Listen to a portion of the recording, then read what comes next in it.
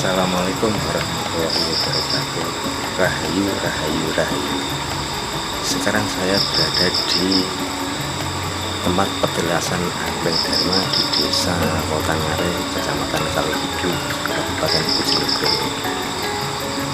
Sekarang mari kita lihat petilasan Prabu Angkleng Dharma. Sebentar ya.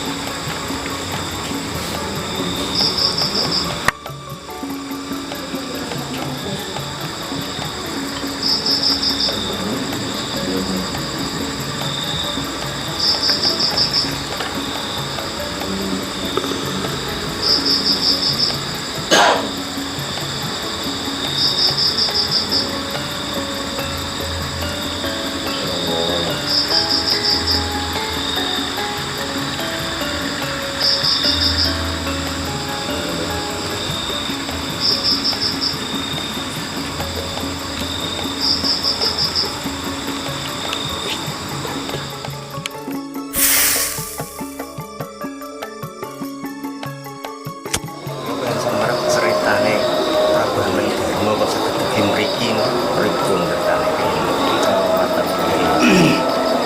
Ceritane niku nek diceritake wiwit Angkleng Dharma ngantos putrane niku cuma nek mriki menurut cerita tahun 1080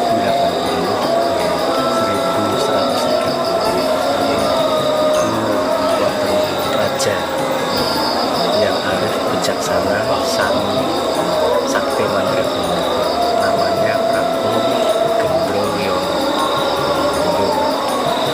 Prabu Gendroyono memerintah di kerajaan Yudhistira. Dia keturunan dari Prabu Joyo Amijoyo dari Kediri.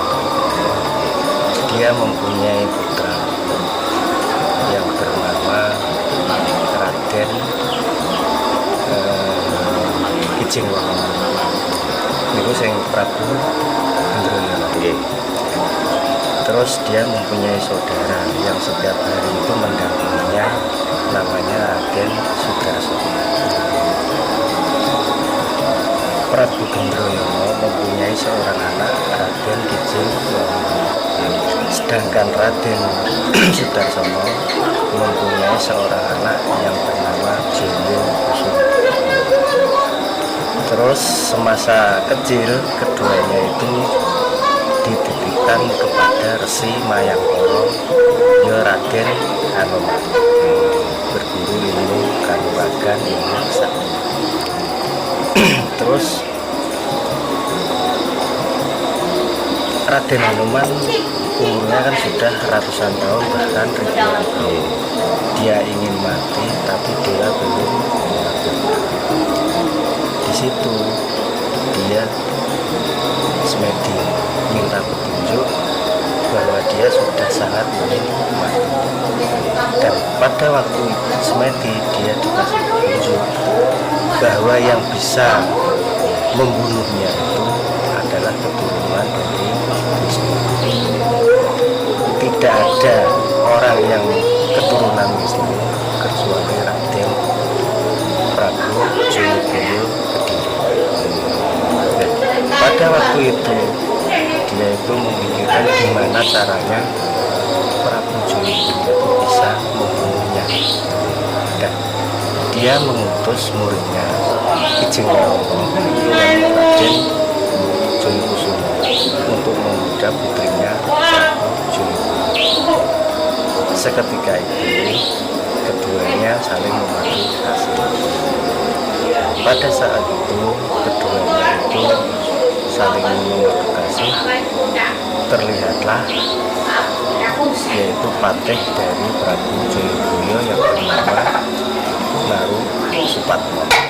Dia patih. Melihat kejadian seperti itu, Patih Naru Supatmo langsung melaporkan ke Joyoboyo. Nah, seketika itu Prabu Joyoboyo sangat marah, pergi ke Kaputren. melihat kejadian seperti itu, Prabu Jayabaya mau membunuhnya. Pada saat itulah Raden Kijingwahono bersama Raden Jayakusuma itu melaporkannya kepada gurunya yang Raden Anoman.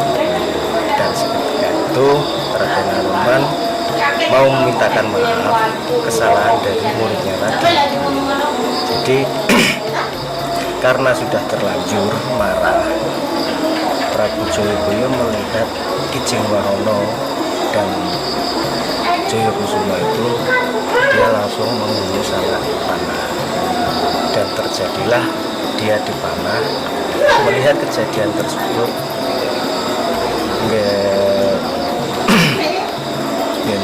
Raden Anoman langsung melayang menghadang panah tersebut, dan terjadilah Raden Anoman meninggal. Nah, sebelum dia meninggal, dia itu ingin memintakan maaf kesalahan dari kedua muridnya tadi, dan dia mengucapkan terima kasih kepada Prabu Jayabaya bahwa dia telah menyempurnakan jasanya. Seketika itu Raden Jayakusuma dengan Raden Kijingwahono itu diangkat menjadi menantu Prabu Jayabaya, dan terlahirlah pernikahan Raden Kijingwahono bersama Ibu Pramesti, sedangkan Jayakusuma dengan Ibu Sudesi. Pada saat itu kerajaan dipimpin oleh kakeknya Raden Naruswatma lagi. Dan sekian lama menikah, Raden Kijingwahono belum berhubungan dengan Dewi Pramesti. Pada saat malam hari, Dewi Pramesti jalan-jalan di Kapudha. Dia melihat ada cahaya dari langit jatuh, itu masuk ke dalam tubuhnya. Pada saat itulah Dewi Pramesti mengandung. Setelah sekian lama mengandung, jadi Kijingwahono kan marah selama pernikahan itu belum menyentuh istrinya, dia mengandung, dikiranya selingkuh. Seketika itu Dewi Pramesti bersama seorang putri dipulangkan di Kediri. Melihat kejadian tersebut, Prabu Jayabaya marah dan disabdalah kerajaannya menjadi alas, jadi tidak terwujud kerajaan. Dan pada saat itu Dewi Pramesti sedang mengandung Prabu Anglengdarma. Eyang Prabu Jayabaya itu meminta cucunya nanti kalau sudah dewasa, bila perempuan silahkan dikasih nama apa saja, terserah. Tapi kalau lahir seorang laki-laki, dia harus diberi nama Anglengdarma. Kata Angleng itu menandakan bahwa masuknya roh Prabu Jayabaya ke cucunya tadi Angleng. Sedangkan kata Darma adalah perilaku yang baik dan berhasil.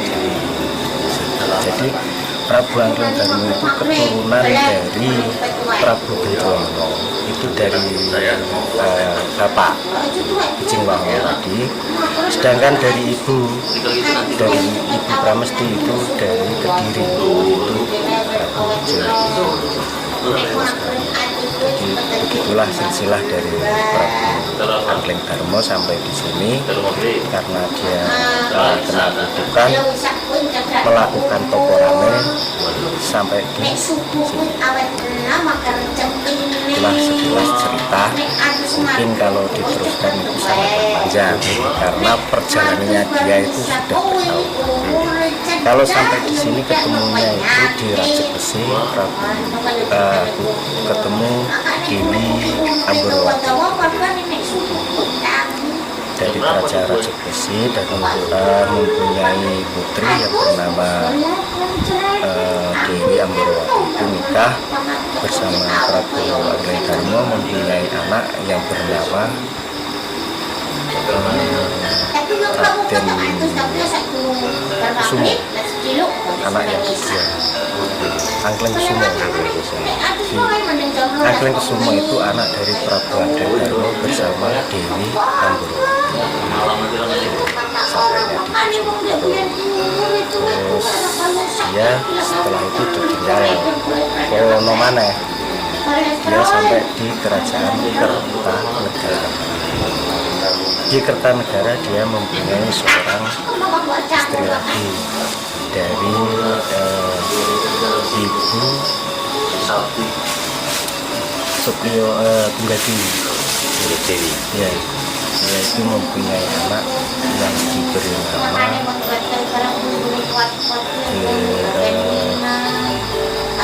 Danurwendo. Itu dari anak yang ketiga. Ini silsilahnya sampai di Bojonegoro itu dia ketemu Dewi Ambarwati sampai sekarang ini. Jadi di sini ini bukan kerajaan. Di sini ini adalah petilasan, tempat semedi yang sebelah cerita ini memang diceritakan secara detail itu waktunya panjang. Nah terus nak tengri kan namanya Patilasan. Terus kerajaannya Malowapati ini kerajaan Malowapati menurut dari leluhur kami itu di sebelah timur Petilasan, dan sekarang sampai sekarang pun belum diperlihatkan atau belum diberanikan untuk apa ya, memang tempatnya di situ itu belum ada yang menentukan. Tapi menurut cerita memang di sebelah timurnya Petilasan. Sekitar sini ya bro.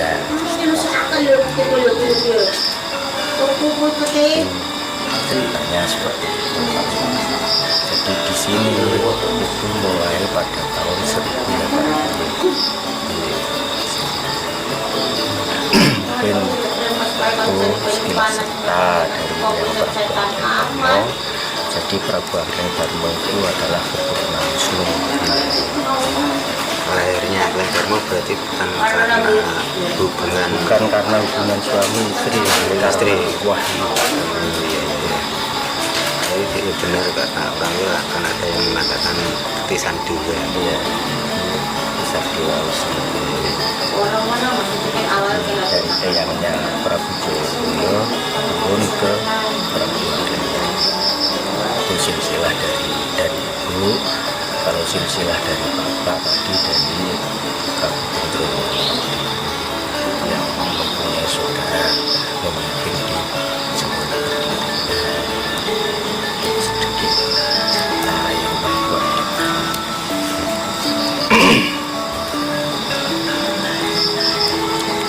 Petilasan berarti di tempat semedi, tempat semedi. Jadi di sini bukan kerajaan, bukan makam. Terus makamnya Angledarma itu kalau di cerita itu yang Prabu Angledarma itu tidak ada makam karena dia Musa yang bersama Sasa. Itu kalau di cerita. Mungkin kalau ada makam ada apa, memang saya tidak ada cerita. Jadi cerita yang diberikan kepada saya itu yang saya. Jadi kami pun juga meneruskan apa kata leluhur kami, tidak mau mengubah cerita.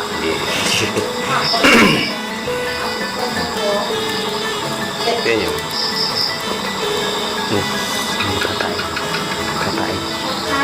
bapak ini. Terus namanya bapaknya itu titisan ini Tadi, ya, jadi yang dinamakan kata Angkleng itu adalah masuknya roh Prabu Jayabaya ke Prabu Angledarma, dinamakan kata kata Angkleng. Kata Angkleng masuknya roh Prabu Jayabaya ke tubuhnya Prabu Angkleng. Jadi dinamakan turun wisnu.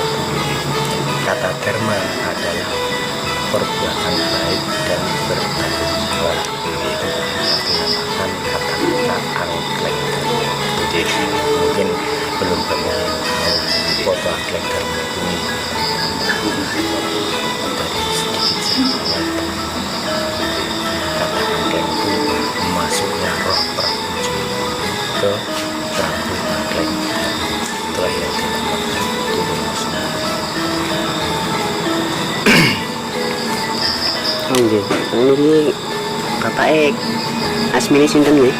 Saya Abdul Kasir Abdul Kasir. dari Desa Wetangare, Kecamatan Kalbudu. Saya berada di Desa Kedurmas, RT 10 RW 2. Ngapunten Pak. Di sini baru mau 1 tahun. Ngapunten Pak nggih. Jenengan niki juru kunci generasi kepinten Pak nggih? Setahu saya itu saya sudah yang ke-7. Jadi sebelum saya tidak tahu ya, mungkin sudah ada beberapa yang saya ketahui dari saya sendiri loh, ini sudah yang ke-7. Mungkin dari dulu sudah ada, cuma saya tidak dikasih tahu ada beberapa generasi. Jadi setahu saya sendiri itu saya di sini sudah yang ke-7. Kados juru kunci ngoten niku trah turunan apa tunjukan? Di Dari sini desa. juru kunci tidak ada keturunan dari yang Prabu Angkleng Dharma. Di sini ditetapkan dari pihak desa. Begitu. Di desa mengajukan di dinas. Desa punya pilihan beberapa orang yang mampu mengelola petilasan itu yang sanggup. Jadi tidak ada keturunan dari yang Prabu, tidak ada. Barangkali keturunan dari orang tua bapak atau mbah-mbah itu nggak ada, Pak? Tidak ada. Jadi selama pemerintahan Desa Wetangare itu, kepala Desa Wetangare yang pertama ya, entah itu tahun berapa masih zaman penjajah, itu sudah dilakukan seperti itu. Kepala desa yang pertama itu menunjuk orang yang di sini, terus yang kepala desa yang lagi juga menunjuk orang yang di sini. Jadi turunnya itu dari pemerintahan desa. Tapi paling tidak kan orang yang ngerti silsilah, Pak. Mau belajar sejarah paling tidak Iya, gitu. paling tidak seperti itu. Jadi kalau semua diceritakan itu semalam dan habis. Karena perjalanannya yang Prabu Angkleng Dharma itu dari awal sampai akhir, kalau dicerita buku saya itu sampai di anaknya yang terakhir.